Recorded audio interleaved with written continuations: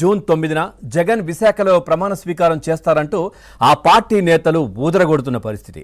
June 9న విశాఖలో ప్రమాణ స్వీకారం కోసం ఏర్పాట్లు జరుగుతున్నాయని, ఈ కార్యక్రమానికి హాజరు కావడానికి పార్టీ శ్రేణులు పెద్ద ఎత్తున తరలి వస్తున్నాయని, అందుకోసం ఇప్పటి నుంచే పూర్తిగా హోటళ్లలో రూమ్లు కూడా బుక్ చేసుకుంటున్నారని వైసీపీ అనుకూల మీడియాలో విస్తృత ప్రచారం జరుగుతూ ఉంది. వచ్చే నెల 8, 9, 10 తేదీల్లో విశాఖపట్నంలో హోటల్ రూమ్లన్నీ ఫుల్ అయిపోయాయని, విమానాల టిక్కెట్లు కూడా దొరకడం లేదని ప్రచారం కూడా చేసుకుంటా ఉన్నారు. అయితే జగన్ ప్రమాణ స్వీకారం అనే ఈవెంట్ పేరుతో ఎటువంటి రూమ్లు బుక్ కావడం లేదని హోటళ్ల నిర్వాహకులు కూడా చెప్తా ఉన్నారు. ఏ హోటల్కు ఫోన్ చేసి ఎంక్వైరీ చేసినా రూమ్లు ఖాళీగానే ఉన్నాయని సమాధానం వస్తోంది. సో కొంచెం ఆ రూమ్ ఆక్యుపెన్సీ అయితే కొద్దిగా ఉన్నమాట వాస్తవం. దేనికి?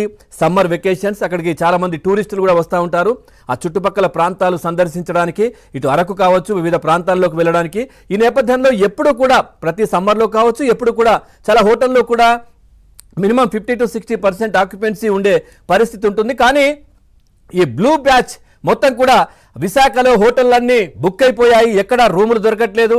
ఈ ఏదైతే 8, 9, 10 తారీఖు నాడు ఇటు వేరే ఇతర ప్రాంతాల నుంచి వైజాగ్ వెళ్లే బస్సు టిక్కెట్లు కూడా పూర్తిగా బుక్ అయిపోయాయి. అట్లాగే అక్కడ ఉన్నటువంటి గ్రౌండ్లు కూడా పూర్తిగా చదును చేస్తూ ఉన్నారు. ఎక్కడ మొత్తం ఏదైతే ప్రమాణ స్వీకారానికి సంబంధించి ఏర్పాట్లు చేస్తున్నారంటూ కూడా ఎందుకు ఇంత అత్యుత్సాహం?